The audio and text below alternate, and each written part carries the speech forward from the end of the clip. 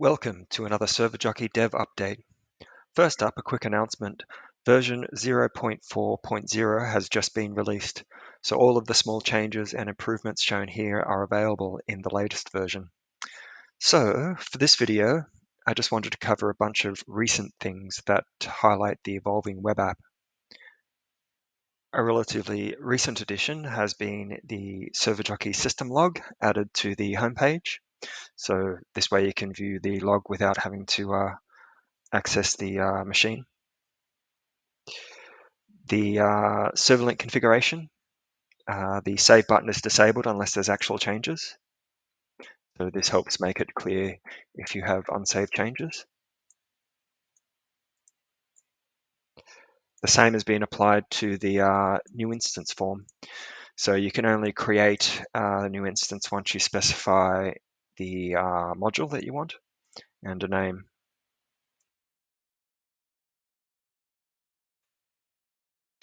Also, the module dropdown has been improved. It has a small icon and it's full width, the same as the name. Now onto the About page. I have added YouTube to the list of links. Also, I have finally put in a footer, which has links to all of the socials as well. Now let's have a look at one of the servers. I will use the test server as an example. Now you may have seen, if you were quick, that the server state had a loading spinner. This was one example of a few where I did not have a proper loading spinner or elements were enabled before the data was loaded. So I've gone through the whole of the web app and made sure that all of them have a proper loading state now. Next feature is the console log controls. So to begin with, I'll just start this server. These buttons here are from right to left. First one will expand and contract the log text area, which is quite handy for touchscreen devices.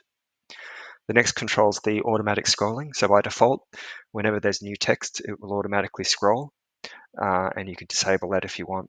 So just to demonstrate, I can just use the console here to log in a new user.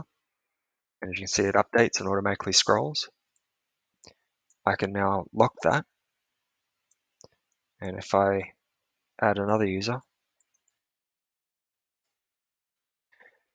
you can see the text has been added, but it hasn't scrolled. So I need to scroll further down.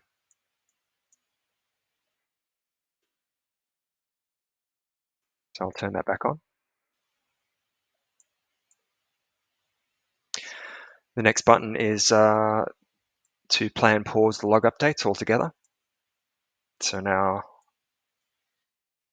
I add another user. See, the log has not updated at all.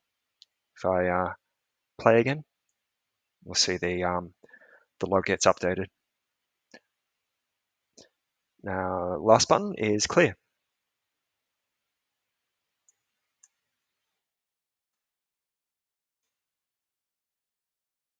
So that's the new log console controls. So now another change you might have noticed is the players list is no longer shown up top here. Instead, I have created a players section that can be expanded or contracted. Also new is a new online column. So this shows how long a user has been logged in for. So final feature to show, switching to the Project Zomboid server, is the long-running processes such as backups and restores, uploads and downloads. All of these had a progress indicator of some sort, except for restore. But now I've added something for that as well. There's no way to actually find the files that are being restored, so instead I'm just pushing some ASCII art line by line into the console log to indicate that the process is still working. So that's it for this update. Next video is probably going to be on support for Counter-Strike 2 game server.